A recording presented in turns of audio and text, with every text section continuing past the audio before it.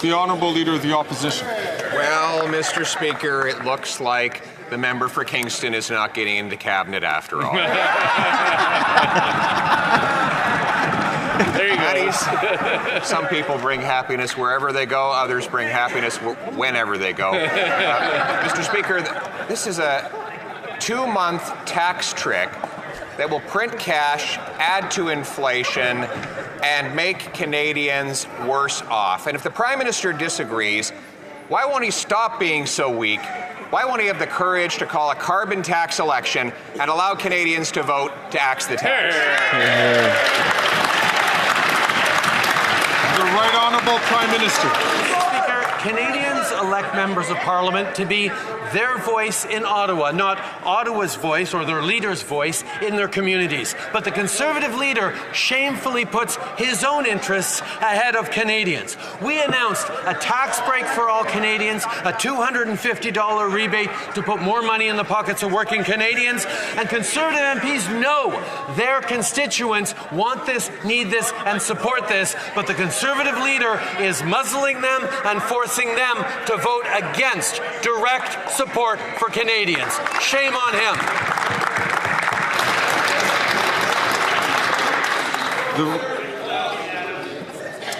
The Honourable Leader of the Opposition. The Prime Minister's radical liberalization of hard drugs has been lethal for Canadians, 47,000 of whom have died of overdoses since this Prime Minister took office, more than died in the Second World War fighting for Canada. Overdose deaths are up 200%, and now our American friends say they may hit us with tariffs because of the Prime Minister's liberal policies on fentanyl. How many lives and jobs is this Prime Minister willing to sacrifice for his radical liberal agenda? The Right Honourable Prime Minister. Speaker, we are using all the tools at our disposal to save lives and keep communities safe for everyone. Meanwhile, Conservatives are choosing to use struggling people as political props to spread fear and misinformation. From the very beginning, we have been there to work on an evidence-based, compassionate public policy, public health approach. We have been there and we will always be there to work with provinces and territories to meet this time of crisis. While the Conservative leader plays politics, we're going to be there to support Canadians grounded in science and evidence. The Honourable Leader of the Opposition. Well, the science and evidence are now proven. After 9 years of radical liberalization of drugs, overdose deaths are up by 200%. And the worst overdose numbers come from British Columbia, where the policies have been most radically and enthusiastically implemented. But the NDP Liberals claimed that they were backtracking on decriminalization because it became so unpopular. Just this week, NDP Liberals voted for a committee report that called for full legalization of hard drugs. Will the Prime Minister admit that is his real agenda? The Right Honourable Prime Minister. Mr. Speaker, having an evidence-based and a science-based approach, compassionate public policy approach grounded in health care to the opioid epidemic is what we need to do, not just to save lives, but to create safer communities. While the Leader of the Opposition plays politics and uses suffering people as props to propagate a brokenist view of this country, we're going to continue to roll up our sleeves, work hard with provinces and territories to respond to this tragedy, to make sure we're putting Canadians first in everything we do. The Honourable Leader of the Opposition. The Prime Minister's radical drug agenda is not the only thing that is broken. Our economy is broken as well. We now have 2 million people forced to go to food banks every single month, a 38% increase in chronic homelessness, 1,400 homeless encampments, and just today, Equifax reported that consumer debt is $2.5 trillion. We have the worst household debt of all G7 countries.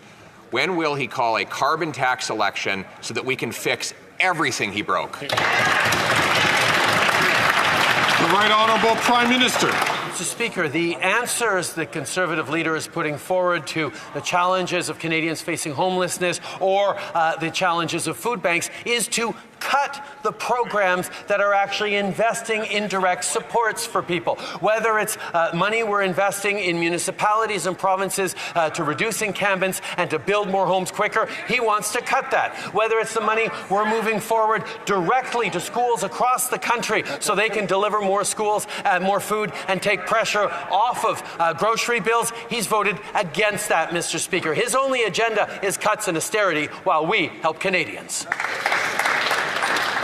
The Honourable Member for Lac-Saint-Jean. We told them.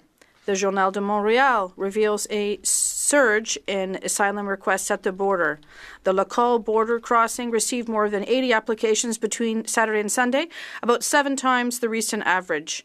A vice president of the Customs Union has said that in terms of employees, they're not ready to take on many people. And it confirms 2 things. 1, we were right to predict a rise in migration caused by Donald Trump. 2, we were right to predict that the federal government isn't ready, as usual. When will this Prime Minister take action at the borders? The Right Honourable Prime Minister. Mr. Speaker, once again, this is just anything we're hearing from the Bloc. We renegotiated the Safe Third Country Agreement with which makes sure people who come to border crossings must do their asylum request at the first safe country where they find themselves. This means in the U.S., Mr. Speaker. And yes, we did solve this issue with the U.S. By renegotiating this agreement, and the Bloc is ignoring this. They're just looking for squabbles rather than reflecting real facts. We're always going to take care of our borders rigorously. The Honourable Member for Lac-Saint-Jean. It's mind-boggling. Everyone warned them. We knew the Liberals were no good with the border, so the Bloc warned them even before the U.S. election that if Donald Trump won, there would be a surge in migration to the border. Quebec warned them, immigration lawyers warned them, organization warned them. We warned them as well, Mr. Speaker. And then, just as asylum requests start to climb, the union tells us that it's short-staffed at the border.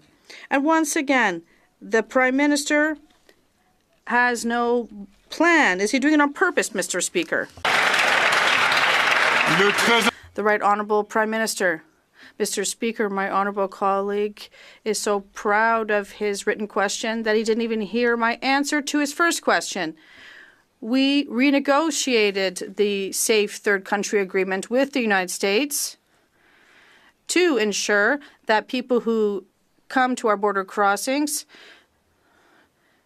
should have presented themselves to the U.S. to seek asylum rather than coming to Canada.